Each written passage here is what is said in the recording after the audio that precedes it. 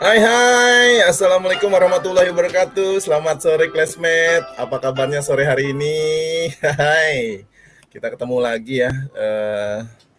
Sore-sore begini, mungkin sudah ada yang punya jadwal mau jalan-jalan ya. Buat teman-teman yang ada di rumah, kita ketemu lagi di kelas bersama kita. Nggak apa-apa di rumah aja ya. Kita untuk menjaga dari virus pandemik pada bulan-bulan ini mudah-mudahan segera berlalu. Baik, perkenalkan saya Habib Prastio yang akan memandu acara hari ini di 60 menit ke depan. Sebelumnya eh, tak tak tak pernah lupa untuk selalu menjelaskan apa sih itu kelas bersama ya. Buat sahabat classmate, kelas bersama merupakan komunitas yang bergerak di bidang pendidikan dengan menjadi penyambung antara siapapun yang tergerak untuk bersedekah ilmu dan para pencari ilmu sepanjang hayat. Kelas bersama merupakan salah satu komunitas yang berada di bawah naungan Perpustakaan Kementerian Pendidikan dan Kebudayaan Republik Indonesia. Kelas bersama hadir sehingga para penyedekah dan para pencari ilmu dapat bertemu di ruang kelas, mau tatap muka ataupun virtual, untuk bisa belajar bersama. Kelas bersama menjadikan perpustakaan sebagai ruang utama berkumpulnya para penyedekah dan para pencari ilmu dengan harapan perpustakaan dapat terus tumbuh menjadi tempat mencari ilmu, tidak hanya dengan membaca koleksi yang ada, namun juga bisa memberikan ruang untuk kita belajar bersama. Sahabat classmate juga yang mengikuti kelas bersama bisa juga memberikan sedekahnya ya, berupa donasi kepada teman-teman kita yang terkena dampak dari pandemi ini melalui www.kelas kita bisa kelas bersama bisa ya, kita untuk bisa mendonasikan sebagian rezekinya untuk teman-teman kita yang terdampak COVID-19. Oke, seru ya. Jadi sambil belajar bisa juga mendapat banyak pahala gitu ya. Penjelasan untuk tema sore hari ini di episode ke-82 Ngobrol Asik di Rumah Aja, Sabtu 8 Agustus 2020. Kita akan mengangkat tema tentang pembelajaran hidup dari pedalaman Sulawesi. Ini nih seru banget. Ketika teman-teman yang sudah punya pengalaman mengajar ataupun mahasiswa-mahasiswa yang ingin punya atau ingin melaksanakan ya pengalaman, tapi kayaknya susah ya untuk PPL pada musim seperti ini. Jadi kita hanya ingin men-share aja ya. Baik, untuk narasumber kita yang sudah hadir, sebelum aku panggilkan ya, untuk classmate semua, aku bacakan dulu CV-nya. Beliau adalah seorang dosen di Institut Agama Islam Negeri Bengkulu. Jadi pernah mendapat beasiswa di LPDP, pernah juga berpartisipasi di program Indonesia Mengajar, berpartisipasi juga dalam program Indonesia Kanada Youth Exchange tahun 2009 sampai 2010. Untuk pendidikan, beliau juga menyelesaikan S1 jurusan Bahasa Inggris di Universitas Bengkulu dan jurusan yang sama S2-nya di University of Wollongong, Australia tahun 2017. Dan untuk mempersingkat waktu, kita panggilkan saja Mbak Valis Neria Utami. Hai. Halo. Hai, Assalamualaikum warahmatullahi wabarakatuh. Waalaikumsalam. Halo Mbak Vivi, apa kabar? Alhamdulillah sehat, apa kabar Kak? Wah Kak ya, aku jadi Panggil Kak ini aja Kak kali ya. ya. Siap. Baik, kita ini dulu menyapa dulu nih, Mbak Vivi menyapa teman-teman dulu kali ya yang ada, yang sudah Iya, hadir. Assalamualaikum, selamat sore, classmate semua, apa kabar? Waalaikumsalam. Ya, Semoga masih dalam keadaan sehat, terus semoga amin. happy dan Amin. semoga apa ya, yang baik-baik, Oh, yang amin, baik-baik. amin. Ya, baik ya, oke. Ini dari Cilegon sudah hadir. Kemudian mana lagi yang Oke, dari Cilegon sudah hadir? Ada halo Kak dari Jody. Jombang, Jawa Timur ya, sudah hadir. Dari Sumbawa, Sumbawa Besar NTB, Wah, Mahnya Niwu. Kemudian ada Bu Sam Sinar-Sinar dari Sumbawa juga. wow. Ini ada beberapa nama-nama yang sudah tidak asing lagi, yang pastinya yang selalu standby loh Mbak Vivi ya. Ini ada Bu Widi Sulistiawati dari Banjarbaru Kalsel. Halo Halo, Bu Widi.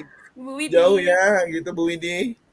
Sehat-sehat selalu. Ibu Wardani Mansur ini juga nggak pernah ketinggalan. Selalu standby di kelas bersama pada setiap kegiatan-kegiatan kelas bersama selalu hadir gitu. Dan Oh, alhamdulillah saling ya kenal semoga sehat-sehat keluarga selalu. nih. Ya, Mbak Vivi bakalan sering hadir ya ke sini, kita mau bagi-bagi Bagi-bagi ilmunya apa? kan. Bagi-bagi ilmunya. Bagi-bagi ilmunya. Oke, oke, Bagi-bagi oke. ilmunya gitu ya Mbak Vivi ya. Oke, Baik, oke, oke. terima kasih ya teman-teman classmate yang sudah hadir. Selanjutnya gimana Mbak Vivi, kita mau mulai dari mana nih? Ini temanya lumayan menarik, pembelajaran hidup dari pedalaman Sulawesi. Aduh, Ini berat ya temanya kayaknya. dulu ya. Apa ini dulu eksekutif sumerinya dulu apa nih, Mbak? Oh, oke. Jadi Oke. sebenarnya di sini nih apa saya mau sharing pengalaman yang saya dapatkan selama 1 tahun saya menjadi pengajar muda di program Indonesia Mengajar. Jadi saya ingin selain sharing juga memperkenalkan kepada classmates, terutama mungkin adik-adik mahasiswa atau teman-teman khususnya yang pengen mulai apa ya merancang karirnya gitu tentang dunia relawan itu apa sih gitu dan sebenarnya manfaatnya terhadap kita secara personal itu apa selain juga men-sharingkan tema yang sudah ada di layar pembelajaran hidup dari pedalaman Sulawesi gitu. Oke. Jadi sudah ini ya, sudah lama jadi relawan ya Mbak Vivi ya? Dari pengalaman menjadi relawan itu dari mulai tahun 2009 2009 gitu. sampai Sampai terakhir itu waktu saya kuliah itu tahun hmm. 2017 itu saya Wow. jadi tutor Hmm. untuk apa ya international students yang mau kuliah S1 jadi kayak ada program pemantapan bahasa Inggris terutama Oke. conversationnya itu saya jadi Hmm. relawan di situ terus Hmm. di luar kampus saya itu jadi tutor bahasa Inggris juga gabung di Hmm. salah satu NGO di Hmm. Australia Hmm. jadi tutor ke rumah untuk Hmm. keluarga refugee dari Iran jadi mereka Oke. baru pertama kali datang ke Australia, Hmm. perlu waktu Hmm. untuk adjusting dengan bahasanya. Di Betul. situ saya bantu mereka gitu. Wow. Pengalamannya nggak main-main ya. Udah keliling-keliling ya. Alhamdulillah, Keliling-kelilingnya udah alhamdulillah, keliling-kelilingnya keluar alhamdulillah, Indonesia. alhamdulillah. Aduh, saya juga kepengen Mbak Vivi. Saya ada cita-cita pengen ke Jepang nih. Oh iya, amin. Semoga, semoga, Mau, semoga. mau beli Naruto. Oke, Mbak Vivi, Ternyata kita ini gitu. silakan Mbak Vivi, mungkin kita mau Oke, ngobrol atau mungkin ada paparan yang mau disampaikan ke teman-teman classmate. oke. Mungkin paparan dulu sedikit kali ya, Kak. Ya, Oke, nanti baru ya, kita silakan. ngobrol-ngobrol. Oke, Oke, silakan Mbak Vivi. halo, selamat sore, classmates. Jadi kita langsung mulai aja ya. Jadi ini uh, relawan, judulnya relawan Start Where You Are, Use What You Have, and Do What You Can. Cie. Ini quote sih dari yang namanya di situ. Kita kenalan lagi ya. Oke, nama saya Valisneria Utami, tapi classmates bisa panggil saya Vivi. Jadi ini ada poin-poin kecil di sini. Ini beberapa pengalaman saya menjadi relawan di beberapa NGO dan juga menjadi pengajar muda. Nah, jadi di situ ada Maggie's Place, Bina Cita Utama, ada di Indonesia Mengajar, lalu Menyapa Indonesia, University of Wollongong College, dan yang terakhir itu The Smith Family. Sorry Mbak Saya, Vivi, yes, layarnya bisa dibesarin dikit Mbak Vivi. Ini ada yang minta besarin ya. layarnya dibesarin ya. Oh, digedein. Oke. Oh, digedein. Kalau kalau saya kan bahasa baku ya dibesarkan gitu ya. Nah, oke sip. Oke. Oke ya. Silakan. Oke. Nah, jadi flashback dulu sedikit ya, classmates. Jadi awal-awalnya saya kenal dengan dunia relawan itu tuh waktu tahun 2009, sekitar berapa belas tahun yang lalu. Saat itu saya masih jadi mahasiswa semester 6, 7. Jadi waktu itu ada yang namanya seleksi pertukaran pemuda PPAN antar negara yang diselenggarakan oleh yang merupakan program dari Kementerian Pemuda dan Olahraga dan seleksinya itu ada di dispora masing-masing provinsi. Nah, pada saat itu saya mencoba ikut seleksi tetapi belum rezeki. Jadi waktu itu masih ranking 5, jadi belum lulus. Tapi alhamdulillah ternyata masih ada satu tambahan lagi program dari Kemenpora, itu program Kanada. Lalu saya berangkat karena umur saya waktu itu memenuhi. Jadi rezeki juga bisa berangkat ke luar negeri, terus membawa nama Indonesia menjadi duta muda.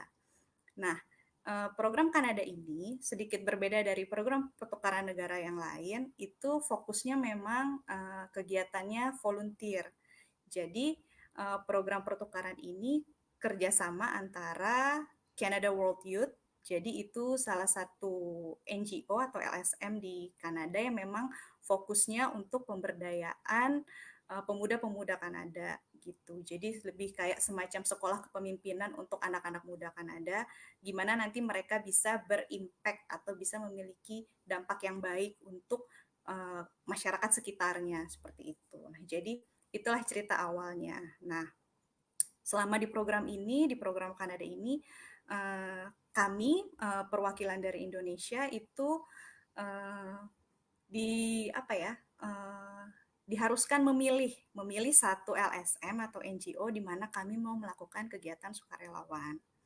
Nah, akhirnya saya memilih Maggie's Place. Nah, Maggie's Place ini dia itu semacam LSM atau NGO yang fokusnya itu untuk kesehatan keluarga. Jadi kesehatan keluarga di sini kan sangat general sekali dan mereka ada banyak program-programnya yang seperti khusus untuk daycare anak-anak, lalu kelas membaca untuk anak-anak, lalu kelas prenatal, kesehatan ibu dan bayi, terus kelas khusus untuk calon ayah juga, dan banyak sekali.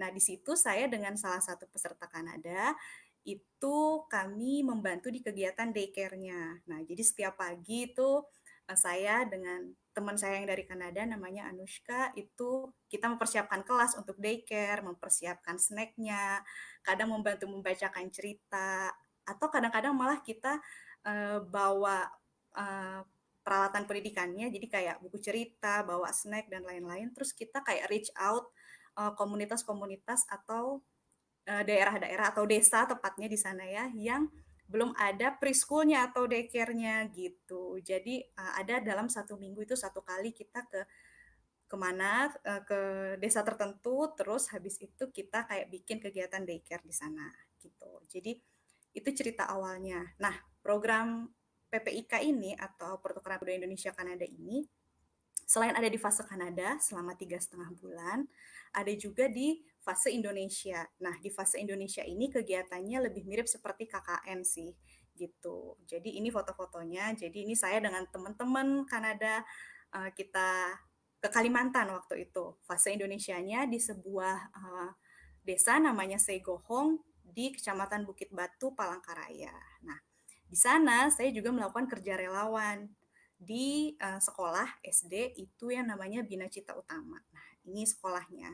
Dan sekolah ini sebenarnya menarik banget nih teman-teman. Jadi kan kita itu ditempatkan di desa. Nah, sekolahnya ini itu terletak di tempat lain gitu. Jadi tidak di desa itu, tapi masih bertetangga gitu.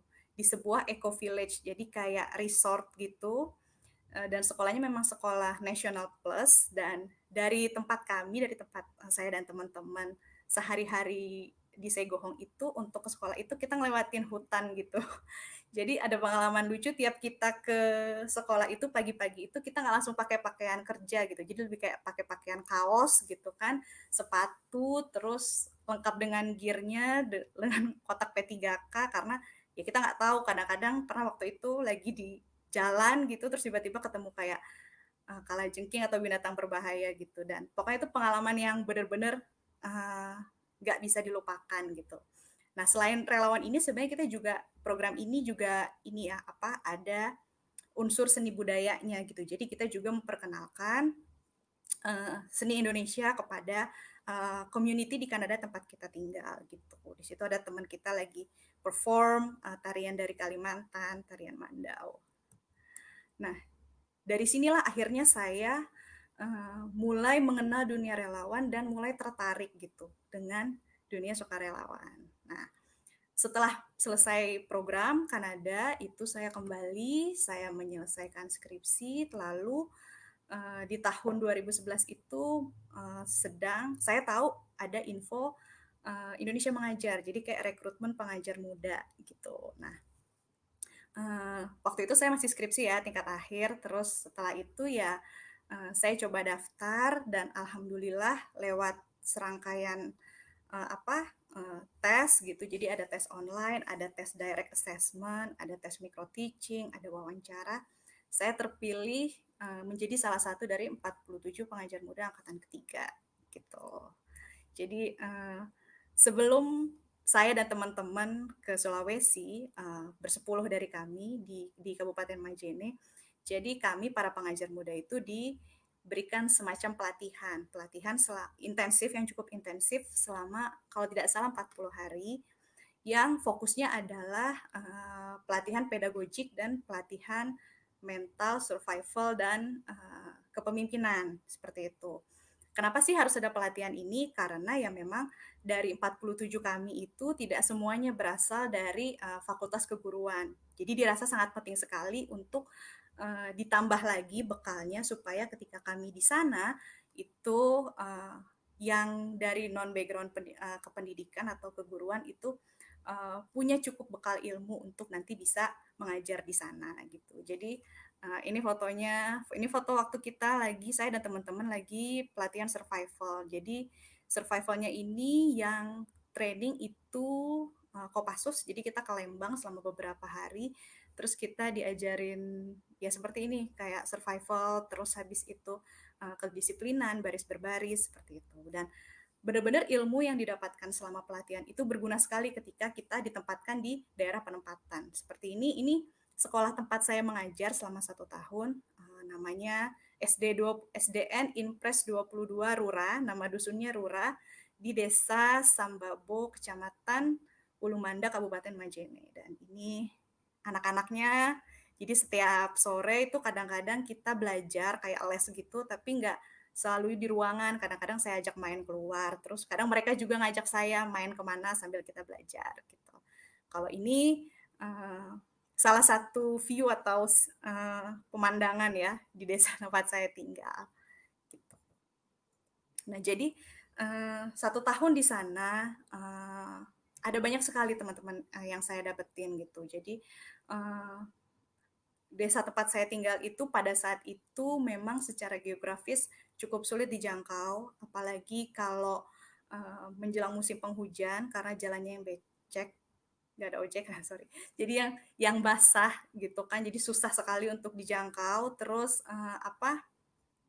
belum ada terjangkau listrik, terus habis itu airnya juga susah pada saat itu. Dan juga ada sedikit tantangan sosiologisnya itu lebih kepada banyak masyarakat itu yang tingkat pendidikannya belum tamat SD gitu. Terus juga ada dari masyarakatnya yang masih beranggapan bahwa pendidikan itu mahal. Kayak pendidikan itu tuh cuma untuk menghabiskan uang gitu. Semakin tinggi pendidikan, maka uang yang kita habiskan juga semakin banyak dan belum tentu nanti setelah selesai tak langsung dapat kerja gitu. Jadi mereka masih berpikiran ya nggak usah terlalu sekolah tinggi-tinggi, yang penting selesai, atau kalaupun nggak selesai ya udah tinggal ke kebun gitu bantu orang tuanya gitu.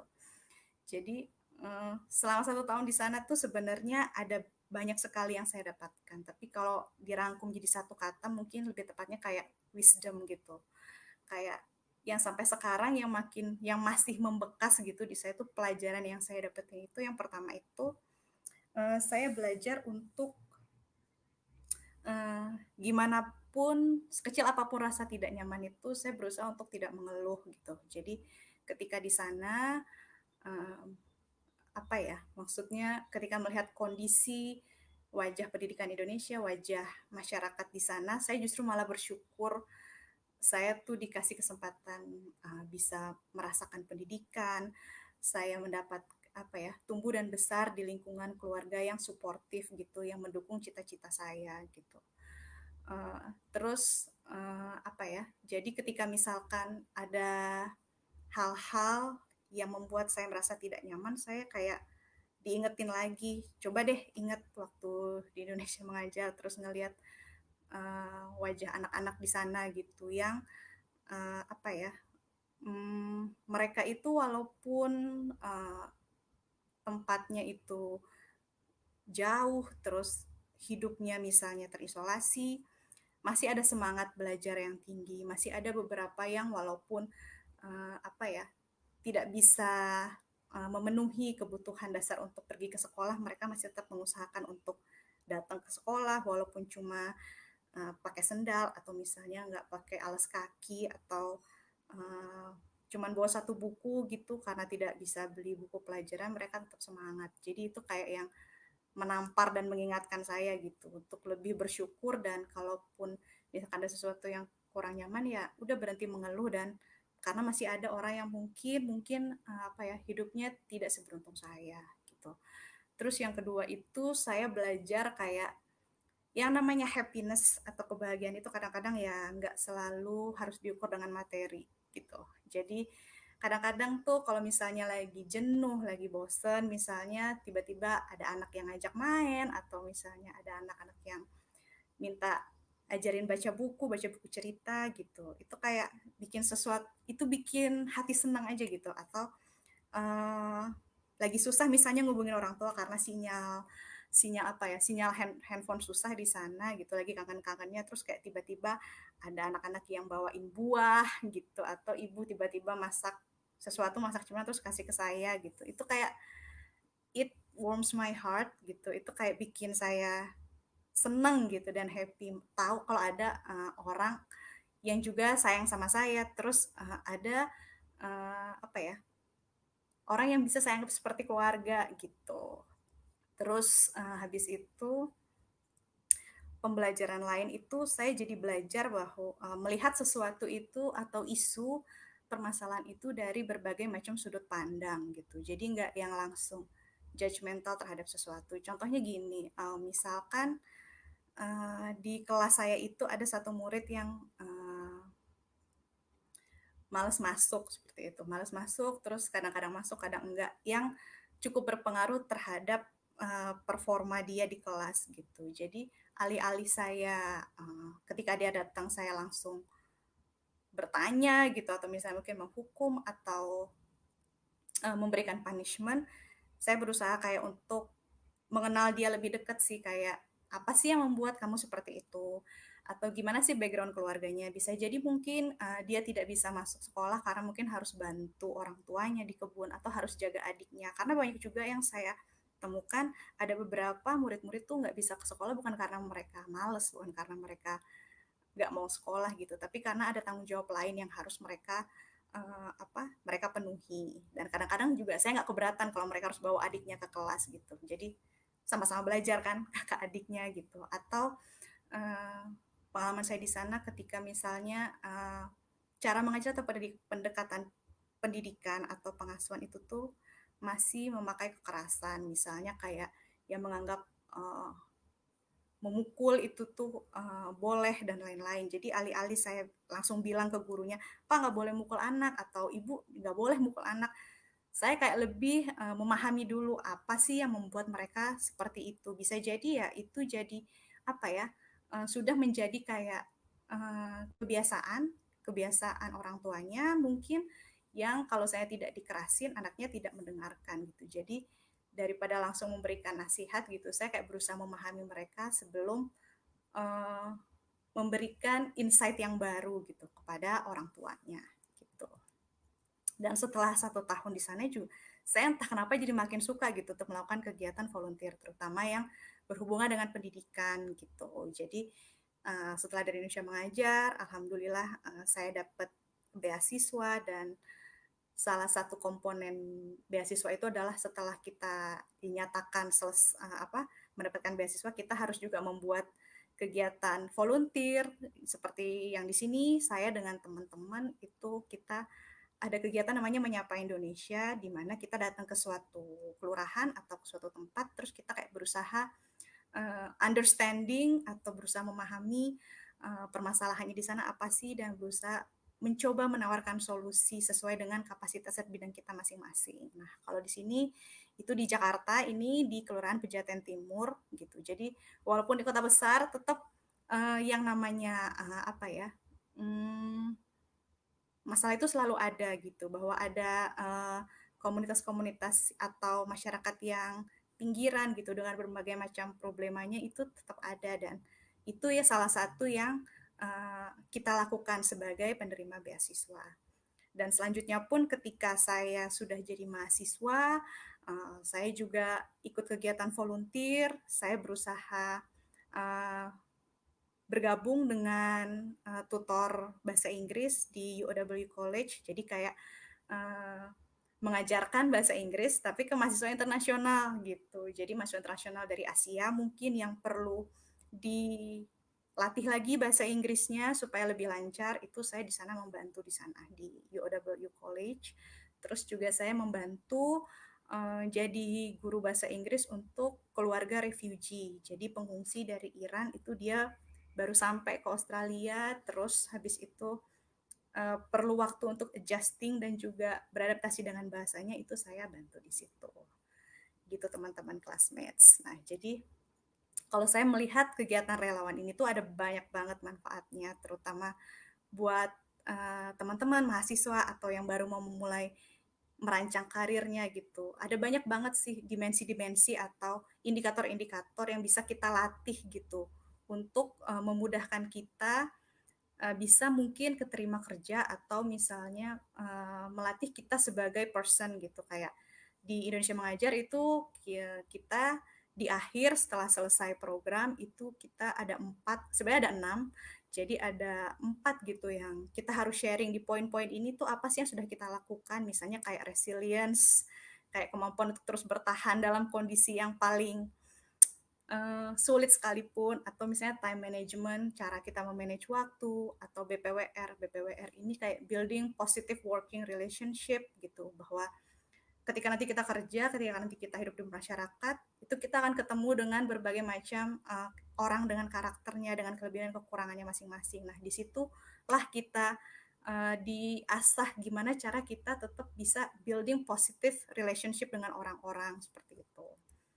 Lalu kegiatan relawan ini sebenarnya bermanfaat juga untuk kita menemukan mentor yang bisa kasih kita insight atau tempat diskusi, atau bisa juga jadi tempat apa ya, buat teman-teman sharing gitu, terutama yang mungkin pengen cari beasiswa gitu. Nah, dari kegiatan relawan ini sebenarnya mengasah skills teman-teman untuk bisa memiliki dampak atau impact di masyarakat. Gitu. Selain itu juga kalau saya melihat kegiatan relawan itu untuk personal growth kita gitu. Jadi belajar arti ketulusan, kayak belajar melakukan sesuatu tuh tulus aja gitu, rendah hati bahwa di atas langit tuh masih ada langit gitu. Saya dulu waktu di Indonesia Mengajar, saya merasa kayak, oh saya ini guru, saya punya gelar sarjana pendidikan, maka nanti ketika saya di sana, saya akan begini. Tapi justru malah selama 1 tahun di sana, malah saya yang banyak belajar gitu, bahwa kadang-kadang ilmu yang saya dapetin itu tuh mungkin baru ilmu teori aja gitu, prakteknya tuh belum gitu, bahwa baru teori doang ya seperti itu. Terus kayak ada sense of self accomplishment, kayak ngerasa seneng aja kalau kita bisa ngebantu orang lain gitu, dan menyenangkan gitu, maksudnya bisa berbagi dengan orang lain itu benar-benar menyenangkan. Maka mulai dari sekarang. Jadi saya ajak teman-teman kalau seandainya di lingkungan teman-teman ada komunitas, mungkin ada yang bisa dibantu, nggak harus yang gimana-gimana, yang nggak harus yang kayak mengeluarkan dana yang seperti apa, bisa dari hal-hal yang simple, yang kecil gitu, atau bisa memanfaatkan sosial media sekarang karena sedang pandemi gitu, atau dengan kelas bersama seperti ini gitu. Itu sebenarnya apa ya, salah satu hal yang bisa membuat kita bisa berdampak sih untuk orang lain gitu. Terima kasih sudah mendengarkan. Aduh, kepanjangan gak ya? Oke. Aku jadi penonton aja ya, gak usah jadi host. Oh, ketawa Seru sih. banget ya. Seru banget ya Mbak Vivi ya. Masa sih? Gue Tadi seru tuh banget. tiba-tiba tiba-tiba kayak serius gitu, tapi kayak yang Oh, wah. Jadi kayak Sa- keinget lagi gitu. iya. Aku juga pas Mbak Vivi cerita aku jadi hening gitu. Makanya kok Soalnya di tiba-tiba mute, hening gitu. soalnya di Oh, mute, di dia. mute. Aku jadi Oke, oke, hening. oke, oke. Oke. Oke, Gitu. gini Mbak Vivi. Eh Yang mau nggak kebayang ya, Mbak Vivi kan seorang perempuan ya, yang pada saat Oh di ya, awal awal karir oke. menjadi relawan ya. Aku anggap ini relawan menjadi karir ya buat Mbak Vivi ya. Yang ASN-nya belakangan aja deh ya Ya, oke gitu oke ya. oke. Meminta izin orang tua itu seperti apa Mbak Vivi gitu ya? Oke, jadi memang Saat pertama kali oke ya Mbak Vivi. oke. Jadi sebenarnya gini, nggak hanya minta izin ke orang tua sebenarnya, tapi kepada ke Oh, dosen-dosen saya juga gitu, karena dosen-dosen tahu oh. kan, terus kayak pada yang Suami, bertanya, suami, suami, suami udah ya? kan belum belum belum, Oh waktu itu belum kan ya, oh masih belum. masih S1 ya, belum menikah Oh gitu. iya, iya Jadi betul pada betul. saat, orang tua tahu, terus habis itu Ya, dosen-dosen tahu, itu kebanyakan bertanya why, kenapa? baik. Kamu perempuan, terus habis itu ke desa entah di mana, dan pasti Hmm. jauh gitu, Ya, susah komunikasi gitu kan. Cuman pada saat itu ya kayak momen ini aja sih Mas, momen untuk belajar berani dan dewasa gitu. Kalau saya oh, sih ngelihatnya ini kayak yang saya berusaha menjelaskan ke orang tua gitu bahwa ya niatan saya yang memang hmm. pengen belajar, pengen mengaplikasikan apa yang Ya, saya dapetin di bangku kuliah gitu. hmm. Kayak itu kayak ini banget gak sih template gitu. Tapi setelah ditanya kenapa-kenapa lagi ya Ya. orang tua teryakinkan gitu dan diizinin gitu. Oh, berarti memang apa ya? Tapi nggak terpaksa ya orang tua ya. Dengan penjelasan Uh, Mbak Vivi seperti itu ya. Oh ya, mungkin kalau anak-anakku mau lebih dewasa gitu ya. Mungkin seperti oh itu ya ya. iya kalau saya sih ibu yang kayaknya lebih apa ya lebih bisa Hmm. meyakinkan ayah ya mungkin pada saat itu kan mungkin Oke. ayah yang agak susah Ya. melepaskan anak perempuannya kan tapi kayak yang udah nggak Ya. apa-apa gitu karena sebenarnya gini mas apa walaupun saya sendiri di desa itu yang Hmm, dikirimkan hmm. 10 orang ya 10 Ya. orang kita tersebar di desa yang berbeda-beda jadi tetap ada Hmm, hmm. waktu untuk kita benar-benar ketemu sesama pengajar muda walau cuma Hmm, sebulan sekali gitu kan 2 minggu sekali gitu jadi ya hmm, itu yang saya jelaskan juga ke orang tua gitu bahwa ya saya nggak hmm, benar-benar sendiri gitu. hmm. Oke. Jadi ketika mendapatkan biasanya kalau di Indonesia Mengajar itu sudah diberitahu belum sih tempatnya sebelum sebelum mau turun ke Oh, lapangan? Kan justru berarti kan kita searching-searching dulu ya, searching-searching dulu ya. Oh, dapatnya justru di gini. Sulawesi ini gitu. Nggak tahu ya Oh, tapi ya. kalau kalau yang angkatan saya nggak tahu yang angkatan Hmm. setelahnya. Kalau Hmm, angkatan hmm. saya itu justru taunya sekitar kayak 2 minggu sebelum diberangkatkan. Oh, 2 minggu sebelum berangkat Iya. ya.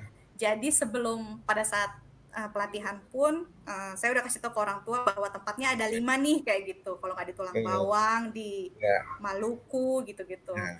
Jadi terus pas tahu di Sulawesi tuh pas benar-benar kayak 2 minggu atau 1 minggu mungkin sebelum Hmm. diberangkatin gitu.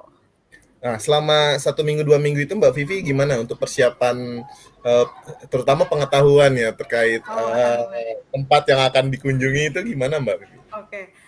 Kalau pengetahuan itu dari tim Indonesia Mengajarnya juga memberikan Hmm, kita semacam kayak dokumen gitu, dokumen hmm, penempatan gitu. Jadi hmm, ketika tahu kita di Kabupaten Majene, saya sudah tahu saya ada ditempatkan di desa mana gitu, di kecamatan hmm. mana. Dan saya menggantikan pengajar muda angkatan 1 siapa gitu. Nah, Oh, jadi ini setelah tahu melanjutkan ya Mbak Vivi ya, melanjutkan iya ya, bukan gitu. bukan Iya, merintis ya. bukan merintis gitu. Oke, baik. Angkatan 1 kita merintis. Ya, Kayak oke, angkatan oke. 3. Jadi saya banyak Hmm, komunikasi dengan pengajar muda oke. namanya Kak Fauzan. Ya. Jadi kita komunikasi yang sudah dilakukan Kak Fauzan apa, terus habis itu Hmm, challenge-nya apa, terus habis oke. itu yang udah sampai sejauh mana, terus ada nggak yang harus saya teruskan atau Hmm, mungkin coba di bagian ini seperti itu. ya. Berarti memang sudah dibekali ya Mbak Vivi ya. Jadi Alhamdulillah. sebenarnya relawan itu yang penting kita sudah siap dan memang kita juga harus pilih-pilih organisasi ya Mbak Vivi ya. Iya sih. Jadi pertama Hmm, itu niat gitu. Jadi kalau misalnya udah oke. niat biasanya ya. Kadang kalau sekarang tuh ketika tadi aja waktu presentasi, kadang kan saya mikir, wow, saya dulu berani banget ya, berani banget gitu. Maksudnya tuh Iya, iya, kayaknya saya tuh salah satu dari yang beruntung diizinin sama orang tua gitu. Mungkin iya. ada teman-teman lain yang terkendala izin kayak gitu. Terus kayak berani banget 1 tahun terus nggak kenal siapa-siapa gitu kan. Ah, Terus kayak udah dilepas aja di situ kan. oke. Terus yang kedua memang boleh sih disesuaikan dengan passion kita. Misalnya saya kan memang pendidikan gitu ya, jadi kayak kenapa ya akhirnya pilih Indonesia Mengajar. Tapi sebenarnya ya passion itu kan nggak harus sesuai dengan jurusan S1 kita gitu kan Mas. Jadi ada yang misalnya mungkin teman-teman yang memiliki passion berbeda dengan S1-nya, mungkin ya silakan saja gitu. Oke. Terus terkendala ya masalah bahasa tadi sudah diceritain belum yang terkendala masalah bahasa atau memang di sana bahasanya pakai bahasa Indonesia atau gimana Mbak Vivi? Bahasa Mandar sih, mereka di sana Oh, tetap sehari pakai itu bahasa Mandar. berkomunikasi dalam bahasa Mandar Gunung. Jadi Oke. ada dua, ada Mandar Gunung dan Bahasa Mandar Mandar Gunung Laut. ya. Iya, Hmm, dan itu berbeda. Ada banyak hmm, kosakatanya yang berbeda sekali. Jadi hmm. waktu Contohnya, awal-awal, contohnya, contohnya dulu Mbak Vivi, ah, contohnya, contohnya, contohnya, apa ya? contohnya. Aduh, udah lama banget. Jadi misalnya kayak Ya, apa ya? hmm, eh, Rumah itu ada yang bilang boja, ada yang bilang boyang. Boyang. Gitu. Ya Oke. maaf ya untuk teman-teman classmates yang dari Mandar kalau salah, maaf. Iya dong. Atau Jadi lebih karena ini sudah berpengalaman gitu kan kita menceritakan sedetil-detilnya gitu kan. Karena detail-detailnya begini gitu. Mbak Vivi, ketika kita sudah datang ya datang ke apalagi ke desa atau mungkin tempat-tempat yang memang masih memegang teguh budaya adat Iya, gitu ya Mbak Vivi ya. Untuk memulai sesuatu yang baru biasanya apa ya membuka diri itu sepertinya agak sulit gitu iya, ya. Ada nggak sih iya. pembekalan seperti itu Mbak Vivi, pembekalan bagaimana Membuka. membuka wacana atau membuka pikiran mereka gitu Mbak Vivi atau semacam intervensi sosial itu ada nggak Mbak Vivi selama pembekalan Eh, sebelum masuk ke lapangan? Waktu pembekalan pengajar mudanya itu sih Hmm. selain kayak ada apa ya pedagogik terus kepemimpinan, kita juga kayak ketemu apa ya orang-orang keren lah gitu, kayak ada satunya kayak Pak Munif Ya, Katib, terus ada Ibu Kiswanti gitu yang ya. memang mereka juga punya passion di bidang pendidikan. Nah, jadi Pak Hmm. Munif itu pernah bilang, jadi kalau kamu jadi guru itu kamu harus punya kemampuan menyelam gitu kan, diving skill gitu. Jadi kemampuan menyelam itu lebih kayak memposisikan diri kita kayak balik ke nol lagi gitu. Jadi Oke. kayak kita dulu belajar, baru kita bisa melakukan yang seperti kakak bilang tadi intervensi sosial gitu. Jadi dari di awal-awal itu ya karena tahu murid-muridnya terutama ya, murid-murid dan orang-orangnya sehari-hari bisa berbahasa Indonesia, tapi kayak comprehendingnya itu agak susah, pemahamannya gitu. Jadi kayak bisa baca aja, tapi belum tentu paham makna. Jadi ya saya yang belajar bahasa daerah mereka dulu gitu. Betul. Baru nanti pelan-pelan seperti itu. Gitu Tapi di sono diberikan. mengajar bahasa Inggris ya Mbak Vivi ya? Justru malah nggak terlalu kepake bahasa Inggrisnya Oh gitu ya. gitu. Iya, jadi Hmm. saya itu sama kepala sekolahnya diminta untuk ngajar matematika malah. Wow. Itu matematika matematika SD gitu kan Kalau yang kelas satu mah gampang ya, kalau kelas satu mah iya gampang ya. kelas 1 gampang. Ini yang diajarin matematika kelas 6 khusus UN gitu. Jadi kayak yang saya juga harus Oh, belajar dulu oke, kan oke. gitu. Siap, siap. Terus pokoknya pelajaran yang sains, yang matematika, IPA gitu. Terus bahasa Inggris itu sebenarnya kayak kelas tambahan aja gitu. Kalau misalnya ada pelajaran kosong, gurunya nggak datang ya saya belajar ngajar bahasa Inggris gitu. Oke. Mungkin dari classmate ya, kita coba nih dari classmate sudah ada yang bertanya nih, Oke. Mbak Uci. Minta tolong Mbak Uci nih ada yang dari Pak Solikil Abadi ya, Pak. Solikil Abadi. Dari Solikil Abadi dia nanya ya, bertanya, ya asiknya di pedalaman memang keakraban itu sangat kental, namun bahan ajar dan teknologi masih terbatas. Di sana ada listrik kan tapi ya Mbak Pipi ya? Waktu saya di sana itu nggak ada mas, tapi sekarang Wow. sudah ada. Jadi nggak ada. Jadi kalau mau listrik itu pakai genset gitu Genset ya. ya. Jadi benar-benar nggak ada listrik gitu. Jadi uh, apa ya? Ketika misalnya apa di sana itu kan ada juga bantuan-bantuan ya dari pemerintah pusat kayak ada Ya. laptop, ada printer gitu.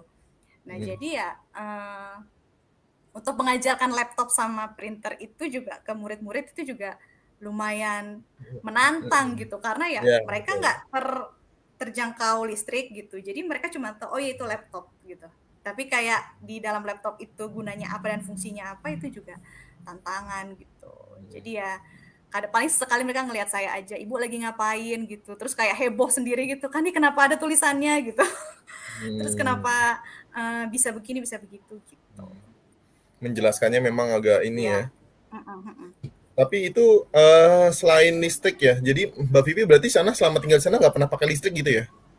pakai sesekali gitu. Jadi Oh, kayak sekarang kalau jadi kan mencas-mencas HP seperti apa gitu, itu apakah ya ada ditaruh ada di misalnya di biasanya di tempat kepala desa atau gimana gitu apa enggak? Emang di rumah itu sudah oh ada listrik atau gimana? kalau di rumah itu saya kan tinggal dengan Hmm. orang tua angkat. Jadi orang tua angkat saya emang ada Hmm. genset gitu. Tapi emang tidak Oke. bisa afford setiap hari kayak ada Ya, betul. listrik gitu. Jadi Hmm. kayak Karena kan minyaknya apa itu ya tadi ya. minyaknya, bensinnya terus Hmm. cari bensinnya kan harus ke bawah tuh ke jalan poros karena kita kan Oke. di gunung ya gitu. Jadi Ya, ya. eh, cari bensin lagi terus itu juga kita bensinnya kan sangat terbatas gitu kan. Jadi ya Ya. paling cuma berapa jam gitu. Jadi saya Hmm. justru jarang main handphone gitu di sana Oke. gitu. Jadi Emang benar-benar sinyal nggak harus ada tapi ya kayak tadi kan sinyalnya susah ya Mbak Vivi ya. sinyal susah, ada tapi susah gitu. Oke. Jadi saya harus gantungin HP saya itu di deket apa sih deket di atas pintu gitu.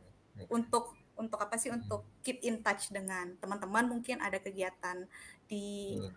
di jalan poros atau misalnya harus ke kecamatan gitu untuk ada pertemuan dengan apa ya jajaran dari dinas pendidikannya gitu atau misalnya ada kegiatan lomba seperti itu. Jadi selama selama teman-teman relawan dari tim Indonesia Mengajar itu hadir, memang sudah cukup membantu istilahnya pembangunan yang memang di situ diharapkan ada gitu ya seperti listrik apa gitu ya. Apakah itu ada dampak dari Indonesia Mengajar yang Mbak Vivi laksanakan selama ini gitu Mbak Vivi? Uh, Saya tidak berani bilang seperti itu sih. Cuma Oke, memang apa dengan hadirnya kami pengajar muda ya. selama 5 tahun di sana, Mhm. paling tidak kan yang kita influence itu sebenarnya masyarakatnya gitu. Nah, masyarakatnya itulah Oke, mungkin yang bergerak atau mengadvokasikan misalnya kepala betul. desanya. Jadi nggak Ya, kami misalnya kayak yang Pak listriknya mana Pak gitu. Enggak. Jadi kayak kita tetap dengan tupoksi kita gitu. menyesuaikan. Kita ya menyesuaikan tupoksi kita pendidikan gitu kita dengan berdiskusi sih diskusi dialog gitu jadi Oke. kayak tercerahkan gitu kan akhirnya mereka yang berinisiatif sendiri gitu. Oke. Baik, selanjutnya ya, Mbak Pak Solikil ya, ini banyak Pak Solikil juga menceritakan terkait pengalamannya ya di waktu di Sampit dan di Tenggarong ya. Kemudian Wah, gimana perkembangan pembangunan sekarang tadi aku udah tanyakan ya, eh, emang sudah darinya udah nggak ada listrik, sekarang sudah ada listrik. udah Kira-kira ada kalau listrik. wilayah sudah ada listrik tuh biasanya pembangunan itu begitu cepat gitu ya, apalagi informasi-informasi jadi lebih Mm, mudah mm, ya mm, gitu Mbak Titi ya. mm, mm, mm, mm. Ya Selanjutnya dari Mbak dari TS dan K ya. TS dan K nih TSK apa ya kak TS dan K gitu ya. TSK. Saya bingung juga ya. Ah, Wah, mm. baik tersangka atau gimana?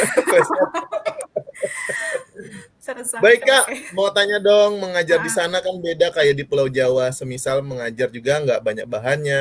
mm, Gimana mm. Mbak Vivi menjadi kreatif dalam mengembangkan bahan ajar dan bagaimana ngilangin homesick? Kreatif itu Oke. nama tengahnya Mbak Vivi gitu ya. Kreatif gitu ya Mbak Vivi ya. Kreatif Nah, tergantung definisi kreatifnya sih sebenarnya oke. kan. Jadi kalau saya gini, kan kita ada buku dari ini ya, dari apa? Dari pusat juga ya, buku teksnya gitu. Oh, Jadi berarti bawa bawa bekal ya, nggak kosongan gitu ya?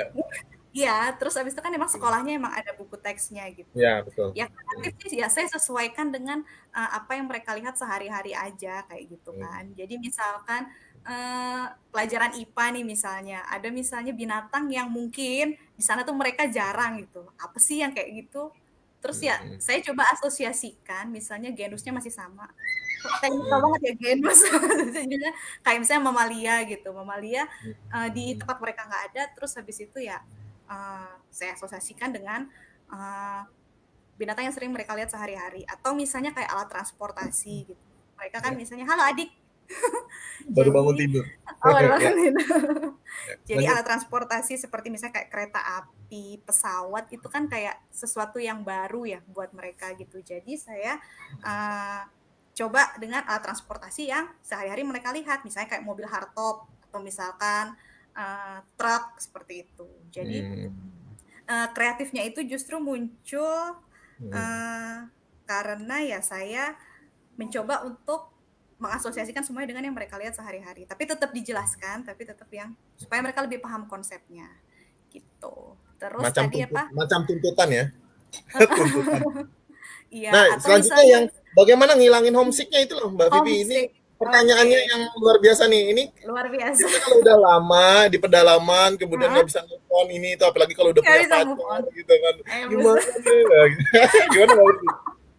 Oke, homesick ya. Jujur, awal-awal pertama-tama tuh homesick. Homesicknya tuh dalam artian Hmm. budayanya beda, terus Ya. mereka makan juga berbeda. Saya kan Nah, Sumatera ya. Sumatera itu kan biasanya kita kalau makan tuh pedas, pedas, penuh pedas. rempah, Ya, rempahnya kalau betul, nggak ada kalau betul, rempah belum masuk semua tuh kayaknya kurang gitu kan. betul, Terus betul. waktu awal-awal di sana itu orang tua angkat saya tuh ngajak, nanti kita makan ikan bakar ya kayak gitu kan. Udah seneng Hmm. dong ikan bakar Hmm. versi Sumatera tapi kan Iya, yang betul. banyak bumbunya. Kalau Ternyata ini pas di pakai Sulawesi, garam aja ya, pakai garam aja. iya gitu. Jadi ikan bakar versi ya Sulawesi itu ternyata ikan bakar yang minim rempah kali ya, Iya, tapi iya, betul. sambelnya itu kan enak banget gitu ya. Terus mereka Dabu-dabu. pakai minyak kelapa gitu. Jadi Oh iya, itu salah betul. satu homesicknya gitu. Jadi kayak Nah, yang terus cara saya itu kadang karena apa ya? Oh sorry, terus ibu saya tuh nanya, ibu angkat gitu, Vivi makannya sehari-hari apa gitu kan, terus abis itu ada makanan yang disuka nggak, siapa tahu di sini hmm, bumbunya ada, ajarin ibu kita masak bareng-bareng. Jadi sebenarnya kalau oke. homesick itu nggak terlalu sih, nggak terlalu berasa Ya, homesick, paling ya, awal-awal penyesuaiannya aja gitu. oke. Jadi sebenarnya homesick itu hilang sendiri, dihilangkan dengan Benar, aktivitas-aktivitas gitu ya, benar, Mbak benar, Vivi? benar. Dan homesick itu normal, jadi nggak Oke, harus dimanapun kalau kita berpindah dari suatu tempat oke. pasti ada ngerasain Ya. homesick, itu normal Kalau aja nggak sih. homesick baru nggak normal ya, Mbak Vivi ya? Mungkin, Oh, mungkin, mungkin ya, mungkin. itu makan ya. Kemudian kebiasaan-kebiasaan lain yang memang merubah akhirnya terbawa sampai sekarang tuh ada gak sih Mbak Vivi? Kebiasaan kayak gimana nih misalnya? Ya kayak kebiasaan mungkin di sana kan terkait makan ya, terkait tadi ya, Mhm, gitu. Oh mhm, ternyata makan tuh nggak perlu kayak rempah-rempah yang banyak gitu, cukup ini juga heeh, enak gitu. heeh, Terbawa gitu, gak tuh iya sampai enak. sampai rumah tuh terbawa gak sih Mbak Vivi? Kalau terbawa sih enggak ya, tapi kayak lebih sekarang tuh lebih kayak apa ya, lidahnya udah kayak Ya, nerima aja gitu. Kalau dulu kan weh, kayaknya kurang ya. ini, harus begini, harus begitu. Kalau sekarang tuh lebih kayak, ya udah itu kan Indonesia gitu ya. Jadi ya itu, dinikmatin gitu. Oke. Baik, kita lagi nih ada lagi pertanyaannya dari mana lagi nih? Pertanyaan. Oh, belum ada. Bukan pertanyaan. Dia ini pengalaman terindah. Wah, dari Mbak Anissa Masa Waryuni. Pengalaman terindah di sana yang paling berkesan apa ya, Mbak? Gitu ya. oke. Pengalaman terindah. Ini kayak pengalaman berkesan ya. Jadi, dan ini, saya tulis, jadi puisi. Jadi Weh, iya, iya. Jadi, hati-hati ya, hah? hati-hati ya. Ya, Berbicara berkesan soal kan? itu, ini, itu ya. Berhati-hati gitu. Berkesan kan katanya kan. Iya, iya, iya.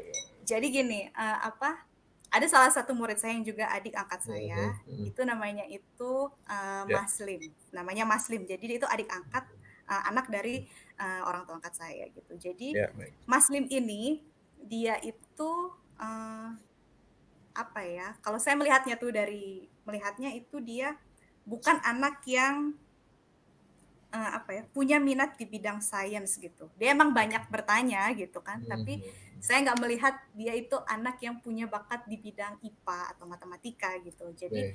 justru saya lihat dia kayaknya bakatnya di olahraga gitu. Jadi pokoknya setiap kalau di kelas itu kalau nggak gerak tuh nggak bisa gitu, nggak bisa duduk tenang gitu kan, harus gerak gitu kan, gitu. Jadi ada kegiatan olimpiade sains gitu yang diselenggarakan secara nasional dan kami tuh pengajar muda pengen gitu anak-anak kami juga ikut nih kegiatan olimpiade ini gitu. Paling tidak walaupun tidak sampai nasional, mereka tahu bahwa ada yang namanya kompetisi kayak gitu kan. Terus mereka belajar untuk gimana mereka menunjukkan sisi terbaik mereka. Jadi saya bilang ke kepala sekolah, terus ada terpilihlah beberapa anak yang sebelum nanti ujian saya ajarin dulu gitu. Jadi kayak ada trainingnya dikit lah dikit gitu, Ya. latihan-latihan soal. Dan beberapa anak ini memang anak juara satu. Terus habis itu ada yang juara kelas, terus emang yang dia punya bakat emang bagus gitu di bidang sains. Mas Lim ini itu dia ikut juga gitu, tapi lebih kepada kayak apa ya? Ya udahlah gitu kan belajar-belajar aja gitu. Justru Ya. saya nggak terlalu memprediksikan dia bakal mewakili Nah, kecamatan waktu itu, gitu ya. kan. Ketika tes dia yang lolos Waduh, ya. dari sekolah Dan dari kecamatan saya ini saya cerita lagi merinding lagi. Jadi dia yang lolos, terus yang lolos tahun kemarin ikut lagi tuh malah nggak lolos. Jadi pada saat orang tuanya tahu Maslim lulus itu antara percaya dan nggak percaya sih. Maksudnya ini ibu beneran nih, beneran apa bohong kayak gitu. Terus saya lihat daftarnya, ya Pak ini anak Bapak lolos gitu. Terus saya kayak ngelihat mata ibunya berkaca-kaca, terus mata bapaknya juga berkaca-kaca. Terus minggu depan nanti Maslim ke kabupaten Ibu kayak gitu kan, dia akan bersaing dengan sekolah-sekolah lain yang dari kota gitu kan. Jadi kayak selama beberapa hari sebelum berangkat itu tuh ibunya tuh udah yang kayak nyiapin baju terbaik lah gitu. Saya ngeliat sendiri kayak gimana ibunya ngejahit, terus siapin perlengkapan untuk dia ujian nanti gitu kan. Terus Bapak Imam datang, Imam desa datang gitu kayak ngedoain gitu kan, ngedoain kepala sekolahnya juga. Jadi pas saya nganterin dia gitu ke Majene itu kayak kita tuh kayak diantar kayak nganterin pahlawan perang untuk berperang gitu loh. Gitu kan. Terus iya kan, jadi terus dia juga ngerasa kayak yang wah saya bawa nama sekolah nih gitu kan. Kayak saya ngelihat kayak ada rasa percaya dirinya naik gitu, dan dia kayak meyakini bahwa oh saya bisa ya ternyata kayak gitu. Tapi sampai di sana, sampai di sekolah itu kan lombanya itu di sekolah yang cukup bagus gitu ya. Bagus ya. Terus dia dengan baju terbaiknya dia, terus habis itu pas dia mau masuk ruangan, dia kayak yang antara mau nggak mau gitu. Kayak yang langsung ngelihat teman-temannya ya.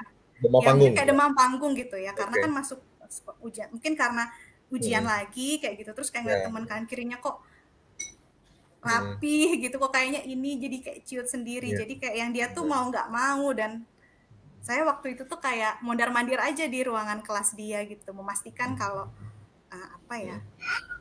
Maslim bisa gitu. Maslim bisa hasilnya nanti gitu. Yang penting tunjukin yang terbaik gitu.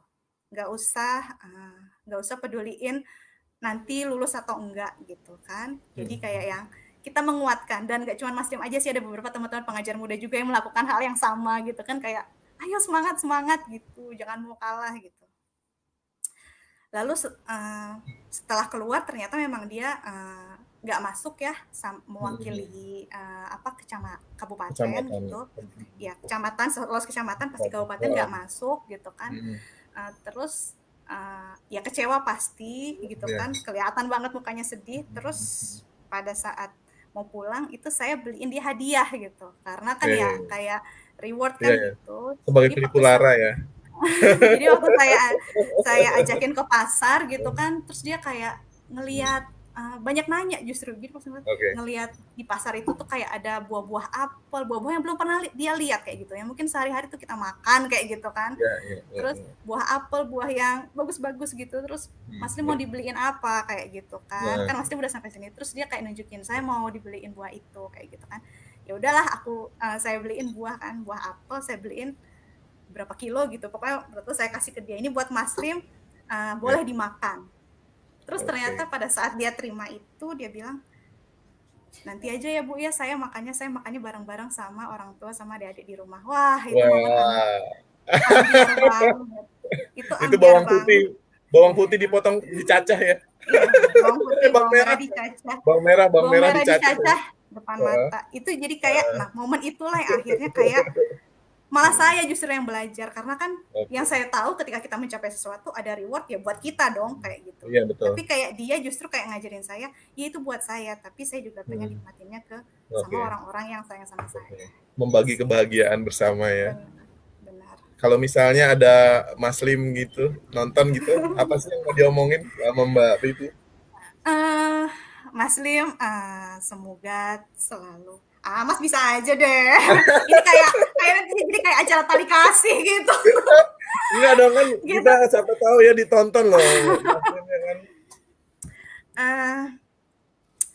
Maslim semoga sehat terus gak lupa sama cita-cita Maslim, dan tetap bisa jadi kebanggaan keluarga. Itu aja.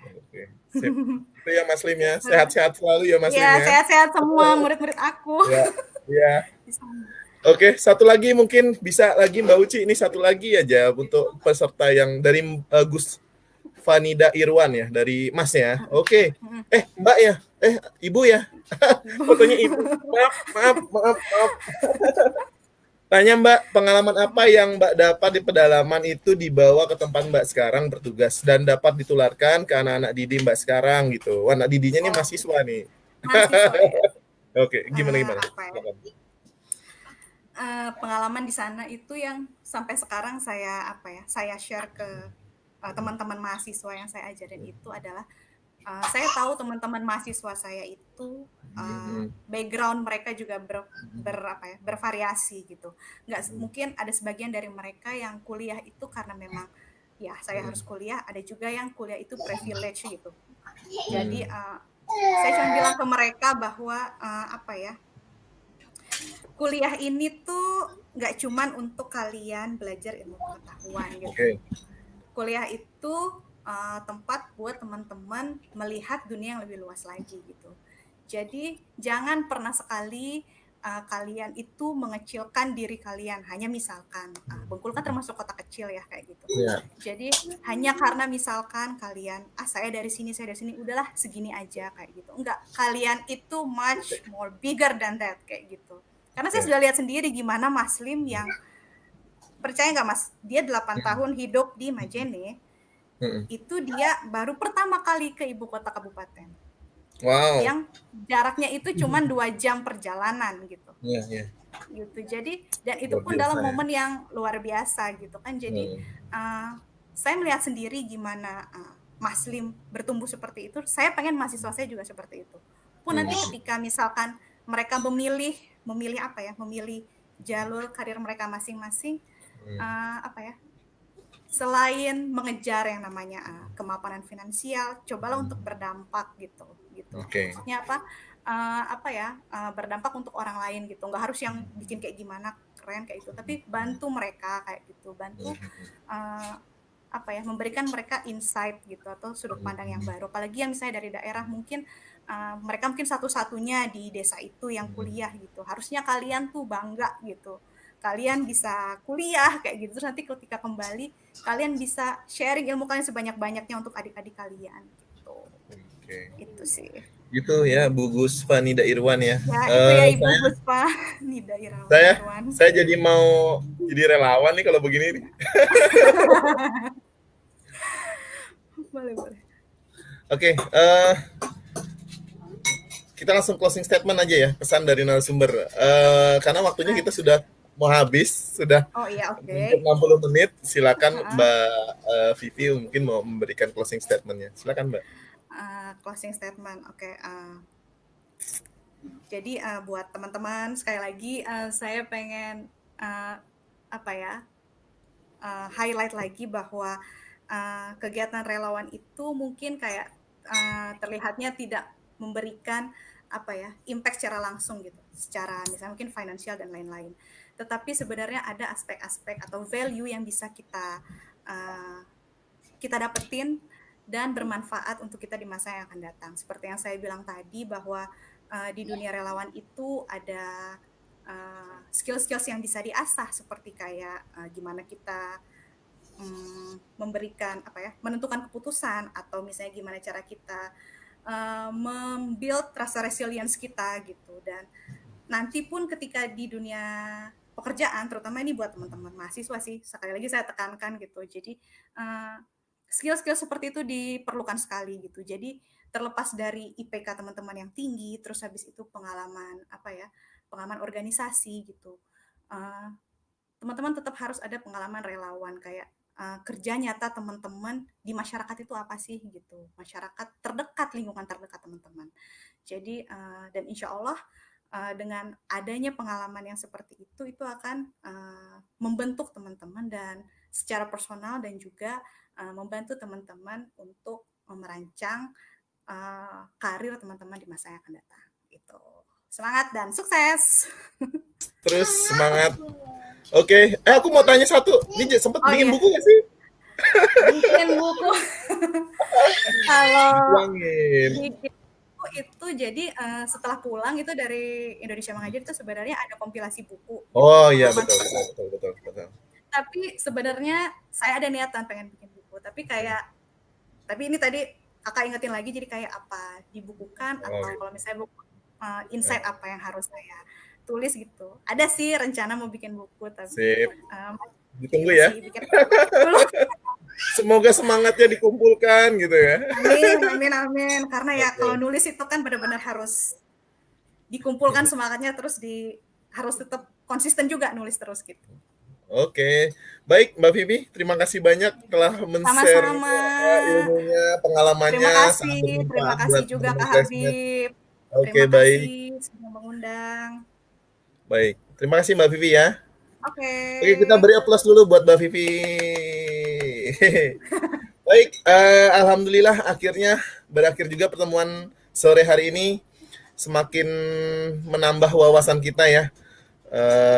Selain bagaimana menjadi relawan, kita juga diajarkan bagaimana belajar untuk tidak mengeluh, tumbuh dan besar menjadi keluarga yang suportif ya. Kemudian belajar mendapatkan kebahagiaan tidak hanya melalui materi, mengasah skill yang bisa berdampak sama masyarakat serta merasa self accomplishment. Jadi senang gitu kalau sudah bisa berbuat baik sama orang lain. Gitu ya. Baik, sampai ketemu lagi di kelas bersama berikutnya. Jangan lupa subscribe, comment, like, and share, dan klik lonceng di YouTube-nya. Kelas bersama sebagai pengingat video diskusi update dari kelas bersama kita di IG kelas bersama, kemudian ada di FB-nya di kelas bersama, dan selalu setiap menonton di YouTube sahabat classmate selalu mencet tanda jempolnya like gitu ya, biar bisa terus kita terus menjadi selalu utama di YouTube. Baik, sampai ketemu lagi di kelas bersama berikutnya. Saya Habib Prasetyo undur diri. Mohon maaf kalau ada salah-salah kata. Wassalamualaikum warahmatullahi wabarakatuh.